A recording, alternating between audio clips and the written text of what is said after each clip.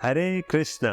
Hashtag Gita and practice series के एक और सुपर अमेजिंग वीडियो में आपका स्वागत है। Hashtag Gita and practice series के माध्यम से हम आपको सिखाते हैं कि कैसे आप अपने जीवन में प्रैक्टिकली भगवत गीता के ज्ञान को अप्लाई कर सकते हैं, चाहे वो आपकी पर्सनल लाइफ हो, प्रोफेशनल लाइफ हो या फिर आपकी स्पिरिचुअल लाइफ ही क्यों ना हो। यदि आप अपने जीवन में तीव्र गति के साथ कुछ सीखना चाहते हैं तो उसका सीक्रेट सॉस हमने अपनी लास्ट वीडियो में शेयर किया था। इस वीडियो को पूरा देखने के बाद आप डिस्क्रिप्शन में दिए लिंक से उस वीडियो को भी एक्सेस कर सकते हैं। और आज की वीडियो में बहुत ही सुंदर अंत में स्टोरीज के माध्यम से हम आपको बताने वाले हैं कि वो एक चीज क्या है जो हमें आगे बढ़ने से रोक रही है। वो एक गलती जो महाराज धृतराष्ट्र को बहुत भारी पड़ी, इतनी भारी कि उन्हें अपने 100 के 100 पुत्रों को खोना पड़ा। तो चलिए जानते हैं। भगवत गीता में 700 श्लोकों में से केवल एकमात्र एक ऐसा श्लोक है जो धृतराष्ट्र महाराज ने कहा, और महाराज धृतराष्ट्र के इसी श्लोक से भगवत गीता की शुरुआत भी होती है। तो श्लोक कुछ इस प्रकार है।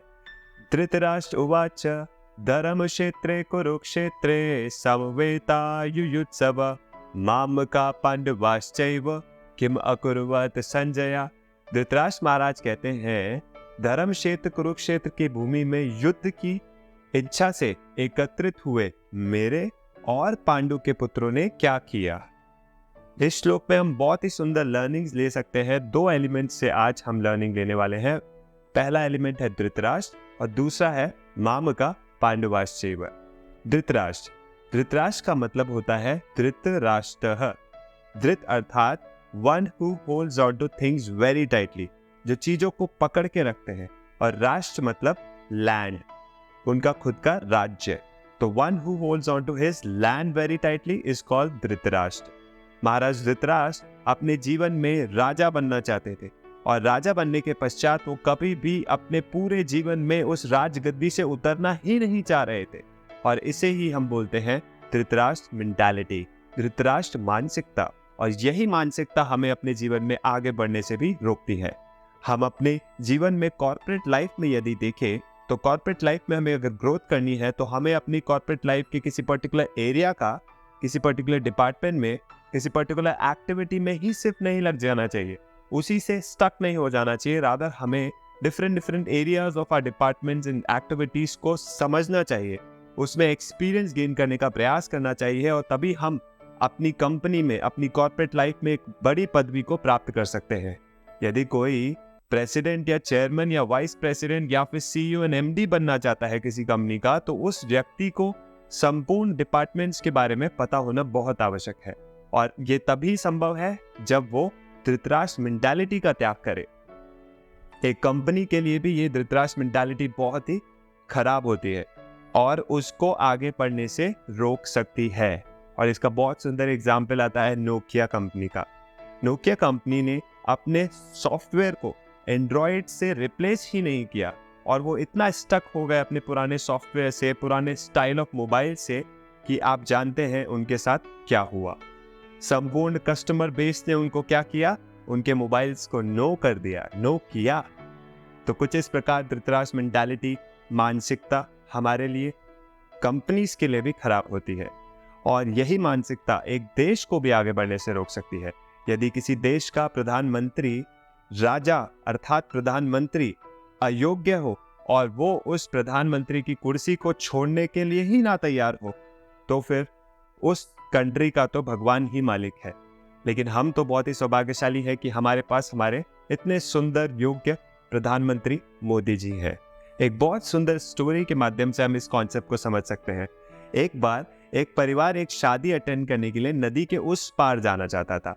तो वो नदी के इस पार आके नाविक से पूछता है कि क्या आप हमें उस नदी के पार पहुंचा देंगे। तो नाविक उनको बोलता है, जरूर, आप आइए और बैठिए और विश्राम कीजिए, सुबह होते होते आप उस नदी के पार उस तट पे पहुंच जाएंगे। ऐसा बोल के उसने अपने चक्कुओं से नदी नाव को चलाना प्रारंभ किया, और पूरी रात वो नाव चलाता रहा। सुबह उठते ही परिवारजन ने देखा कि वो व्यक्ति, वो नाविक बहुत ही पसीने से तर तर होके रखा था, कंटिन्यूसली नाव चला चला के। लेकिन वो इस बात को देख के और अधिक शॉक हो गए कि उनकी नाव वहीं की वहीं अटकी हुई थी, वो 1 इंच भी आगे नहीं बढ़ी थी। तो इसलिए परिवारजन उसके पास गए, नाविक के पास, और बोला कि तुम कर क्या रहे थे पूरी रात? तो नाविक ने गुस्सा होके बोला, आपको दिखाई नहीं देता? मैं इतनी रात भर नाव चला चला के पूरा पसीने से तर हो गया हूँ और आप बोल रहे हैं तुम कर क्या रहे थे पूरी रात? तो परिवारजन ने उनको बोला कि जरा देखो, ये नाव 1 इंच भी आगे नहीं बढ़ी है रात से। तो ये देख के वो आश्चर्यचकित हो गया कि उसने अपनी नाव को एंकर से निकाला ही नहीं था, अर्थात रस्सी को उस खूंटी से जो बांधते हैं उससे निकालना ही वो भूल गया था। ठीक इसी प्रकार हम भी अपने जीवन में उस नाविक को ही रिप्रेजेंट करते हैं। हम भी उस नाविक के समान ही हैं और हम भी अपने जीवन में कुछ ऐसी चीजों से इतना ज्यादा लिप्त हो गए हैं, इतना ज्यादा अटैच हो गए हैं, इतना ज्यादा आसक्त हो गए हैं कि हम उनको छोड़ने को ही तैयार नहीं है। और यही होती है धृतराष्ट्र मानसिकता, जिसके कारण हम छोटी चीजों को छोड़ ही नहीं पाते हैं और हम बड़ी चीजों को फिर प्राप्त नहीं कर पाते हैं, हम अपने जीवन में आगे नहीं बढ़ पाते हैं। इसी मेंटालिटी को हम मंकी माइंडसेट भी कहते हैं। अफ्रीका में मंकीज को पकड़ने के लिए शिकारी क्या करते हैं?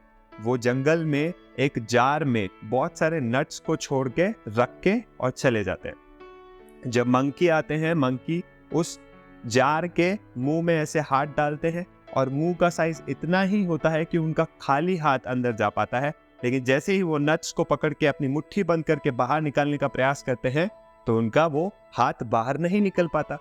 लेकिन जब शिकारी उनको पकड़ने के लिए आता है, उस समय भी वो मंकी उस नट्स को जाने ही नहीं देते। They don't let it go, even in order to save their own lives. अपने जीवन को सुरक्षित करने के लिए भी वो उस नट्स को नहीं छोड़ पाते हैं। इसे हम बोलते हैं monkey mindset, Dhritarashtra mindset, Dhritarashtra mentality और मानसिकता। और यही मानसिकता हमारे लिए कभी कभी खतरे का रीजन भी बन जाती है और हमें अपने जीवन में आगे नहीं बढ़ने देती है। और नेक्स्ट लर्निंग आती है मामका पांडवाश्चैव से। महाराज धृतराष्ट्र अपनी संपूर्ण हस्तिनापुर की प्रजा के राजा थे और एक राजा अपनी प्रजा का पिता भी कहा जाता है। पांडव महाराज धृतराष्ट्र के छोटे भाई पांडु के पुत्र थे और पांडु उस समय जीवित भी नहीं थे। इसी के साथ साथ पांडव महाराज धृतराष्ट्र का बहुत सम्मान भी किया करते थे। इन सब चीजों के बावजूद आप देखिए महाराज धृतराष्ट्र ने किस प्रकार के शब्दों का चयन किया। उन्होंने कहा, मामका पांडवाश्चैव, मेरे और पांडु के पुत्रों ने क्या किया। इस प्रकार के लीडर्स, किंग्स और राजा को क्या कहा जाता है? Partial leaders, skewed leaders. इस प्रकार के लीडर्स वो लीडर्स होते हैं जिनका some set of activities, particular set of activities and people के ऊपर ही फोकस रहता है, झुकाव रहता है, और वो कोलैबोरेटिवली काम ही नहीं करना चाहते हैं। वे कहते हैं ये मेरी टीम है, ये सेल्स की टीम है, ये प्रोडक्शन की टीम है, ये XYZ टीम है। वो सिर्फ अपने वर्टिकल की ग्रोथ के बारे में फोकस करते हैं, even sometimes at the cost of companies result. हमारे रतन टाटा जी बहुत ही सुंदर एक कोट बोलते हैं, if you want to walk fast then walk alone. यदि आप बहुत तेज बढ़ना चाहते हैं आगे तो आप अकेले जाइए, लेकिन यदि आप if you want to walk far then you have to walk together. अगर आप दूर तक जाना चाहते हैं तो आप सबको साथ में लेके जाइए, और इसे बोलते हैं कोलैबोरेटिवली आगे बढ़ना। लेकिन स्क्यूड लीडर्स ऐसे लीडर्स होते हैं जो कोलैबोरेटिवली आगे बढ़ना ही नहीं चाहते हैं। हमारे प्राइम मिनिस्टर मोदी जी भी एक बहुत ही सुंदर कोट देते हैं, सबका साथ, सबका विकास और सबका विश्वास। इसके माध्यम से ये दोनों लीडर्स, रतन टाटा जी और मोदी जी, दोनों ही सुंदर एग्जाम्पल एक लीडरशिप का सेट करते हैं जो सिखाती है कि हमें कोलैबोरेटिवली आगे बढ़ना चाहिए, रादर हमें स्क्यूड लीडरशिप के ऊपर फोकस नहीं करना चाहिए। तभी हम सब एक साथ बहुत आगे बढ़ सकते हैं, राइट?